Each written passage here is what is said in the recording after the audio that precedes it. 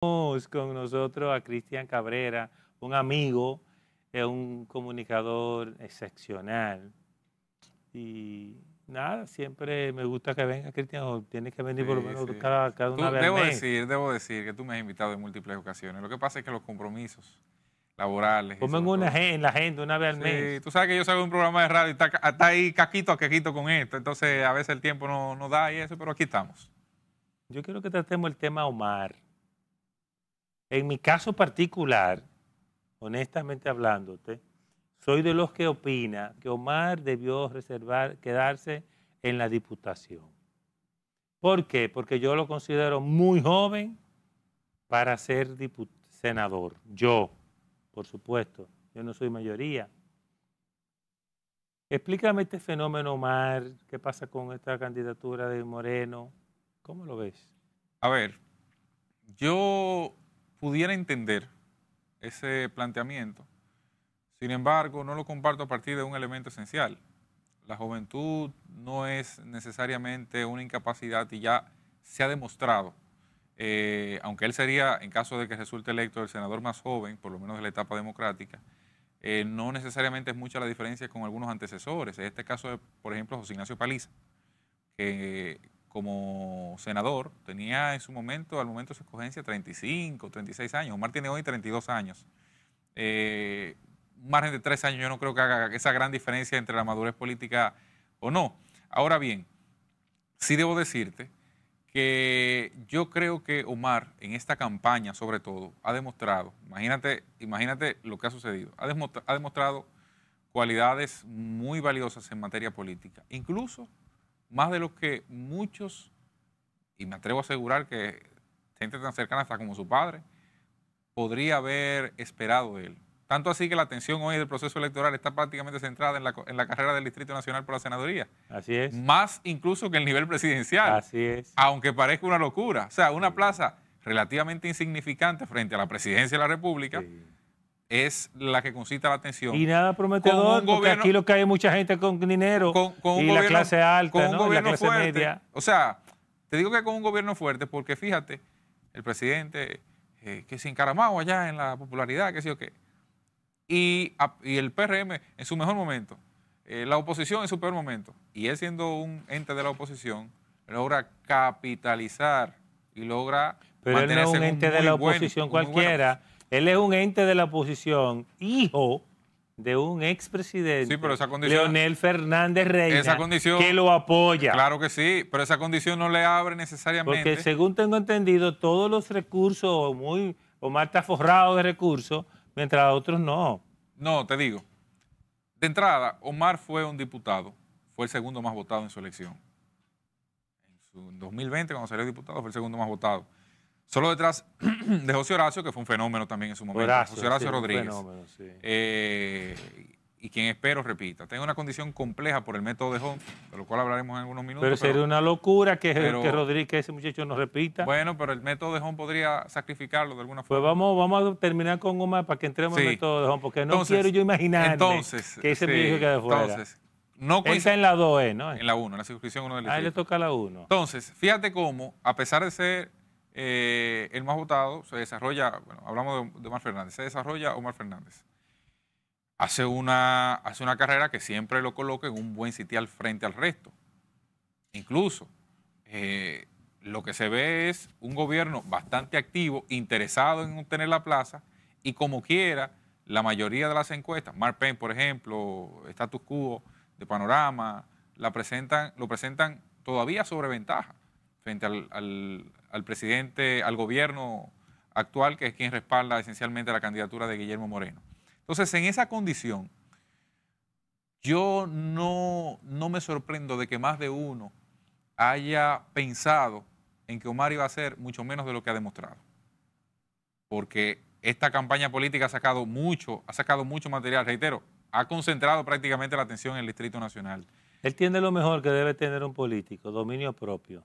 Sí. Para tú sacarlo de su casilla. Sí, es complejo. Es muy y fíjate particular. que tú señalas un elemento, él es hijo de Leonel Fernández. Eso no tiene por qué ser malo. Eso no, todo lo contrario. Es tanto Ese es su ventaja, papá. tanto ventaja como desventaja. Claro. Tiene paquete ventaja, completo. tiene ventaja, claro, tú heredas activos y pasivos. Tanto ventaja porque, oye, de entrada tú conoces el círculo con el que se rodea un expresidente 3 veces. Pero, así mismo como tiene eso, asume parte de las críticas que, sin haber tenido un manejo ni siquiera de un peso de presupuesto, asume su padre luego de 12 años de ejercicio del poder y más de 30 años de ejercicio político, más de quizás 40. Entonces, fíjate cómo es un balance entre una cosa y la otra. Y él ha sacado de ahí. Muchos hijos de, y aquí ejemplos sobran, han tenido carreras exitosas, otros se han quedado a medio camino. Y digo porque nosotros tenemos en la historia reciente, vamos a hacer un análisis, Salvador Jorge Blanco tuvo a Orlando Jorge Mera. Jorge Mera no pudo ganar nunca una posición electiva, nunca, a pesar de ser un político muy, muy, muy avesado. Y con muy buenos manejos. Y con muy buen manejo, muy sosegado. Bueno, el nieto de Jorge Blanco, hijo de Jorge Mera, está en política, Orlandito Jorge Villegas, un gran amigo, que tiene también un futuro brillante en política. Seguimos la carrera y comienzo por los presidentes. Hipólito Mejía tiene a Carolina Mejía. Hasta ahora exitosa. Porque se dice que el nieto está preparado. Y Juan Garrigó, que es también de las estelaridades, que pronto lo veremos en posiciones de mayor peso, pero es de las estrellas del gobierno. Un servidor público importantísimo. Seguimos ahí la línea y ya las hijas de Danilo, ninguna estuvieron interesadas en eso. Tenemos al hijo de Charlie Mariotti. Balaguer. De Balaguer tenemos las historias solamente, pero como que nada ha pasado. Guzmán Fernández, ahí tenemos a la embajadora, a Sonia Guzmán, Washington, que es embajadora en Washington, pero no ha tenido una carrera política como tal exitosa. Su nieto también está ahora como funcionario público, pero tampoco ha tenido una carrera política exitosa. Fíjate, cuando tú sacas conclusiones de los últimos años de los presidentes, solo Omar y Carolina están en el escenario. Cuando pasamos a dirigentes, sí hay muchas figuras, ahí sí hay muchas. Sí. De hecho, si nosotros analizamos, el Distrito Nacional en el PRM está basado de hijos de. ¿Cuáles son los líderes, salvo Alfredo Pacheco, cuáles son los líderes del PRM en el Distrito Nacional? Sánchez, es uno. ¿Cuál Sánchez? El hijo de Vicentico. Vicentico, pero Vicentico todavía no llega a líder. Bueno, pero hablemos de, por ejemplo, Yayo Sanz Lobatón. De los Yayos. Viene de una familia política. Sí. Hablemos de... El de INAPA. Wellington Arnaud, es hijo de Winston Arnaud. El de la CAS. Fellito Suberví, es hijo de don Fello Suberví. Y así tú sigues uno a uno y te vas dando cuenta que son excepcionales los casos. Son excepcionales. O sea, todo el mundo tiene en esas plazas gente que de alguna forma les respalda. ¿Y el de turismo de quién es hijo? Bueno, ahí hay una familia que les respalda. Vamos a decir una familia de peso en la vida nacional. De mucho peso. De mucho peso. Entonces, en los dos sentidos de peso, ¿verdad? Sí. Entonces, fíjate cómo va la cosa ahí manejándose. Y el talento va aflorando. O sea, a fin de cuentas, el talento va aflorando. Omar comenzó esta contienda siendo un simple diputado, con la excepcionalidad de que era hijo de un presidente.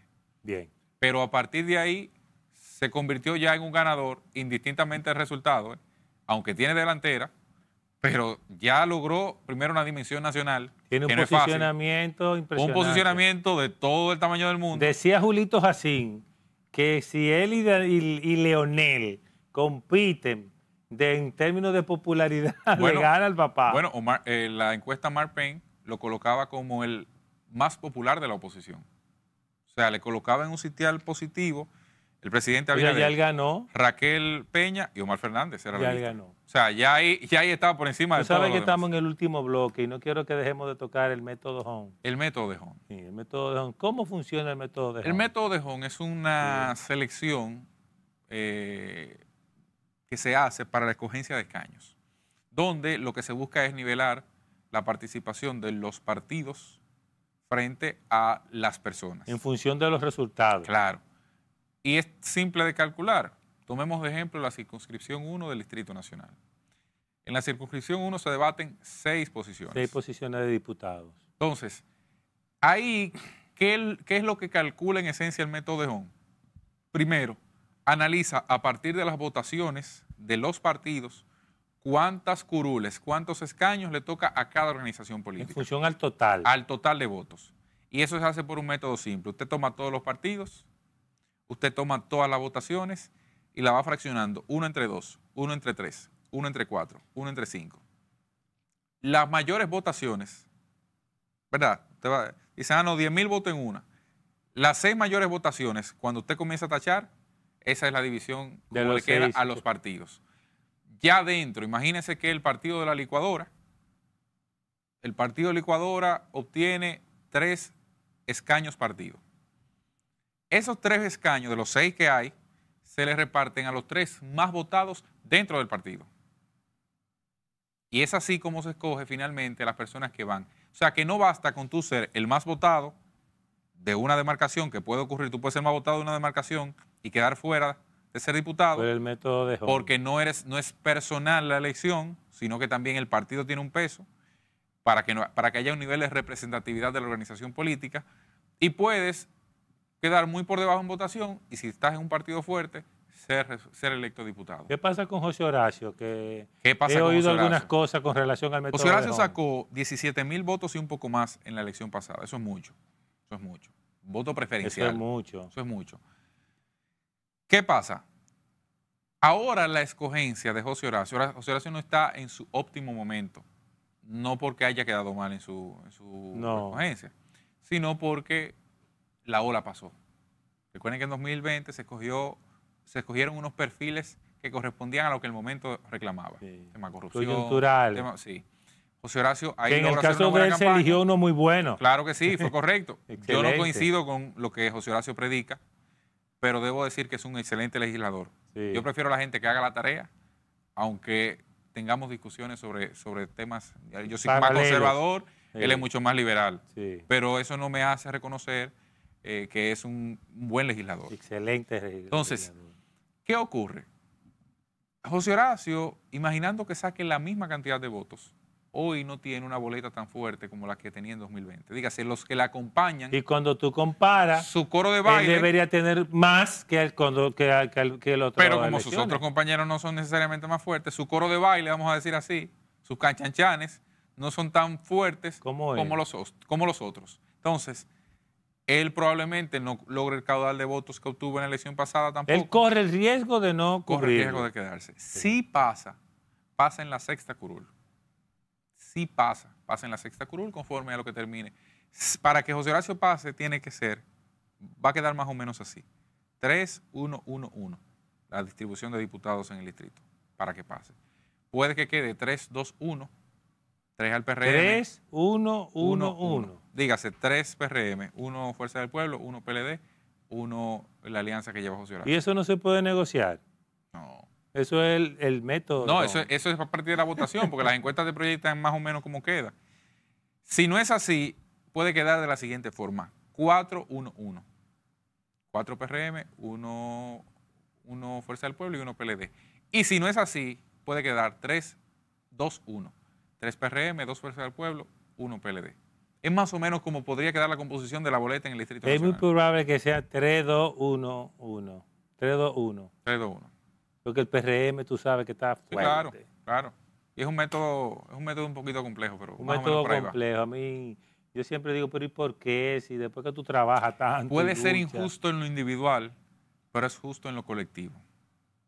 Eso es un tema que ha sido debatido en muchos países. Por último, para que por favor dé un mensaje a mis televidentes, ¿qué pasa con la oposición a propósito de la Junta? Si es la Junta más mejor valorada de la historia. No lo sé. Si tú buscas todo lo que, como tú dijiste ahorita. Habrá que esperar que pase el proceso. ¿Qué pasa con la oposición? Que ya no sabemos qué más va a pedir, ver, de qué más se va a quejar. Es lo natural que el partido que está en la oposición pida mucho. Es lo natural. Eso es. De entrada, porque quien tiene dudas, no hay gadejo. Quien tiene dudas sobre garantía, no, usted revisa los periódicos de cada proceso electoral y se dará cuenta de que quien pide es el opositor. Okay. El PRM lo hizo en el 20, el PRM lo hizo en el 16, lo hizo el PRD en su momento en el 2012, lo hizo en el 2008 el PRD, lo hizo el PLD en el 2004, y así usted O sea, revisa que la son historia. costumbres de elección. Es un ciclo. Ok. Si el PRM gana ahora, que lo va a pedir quien encabeza la oposición.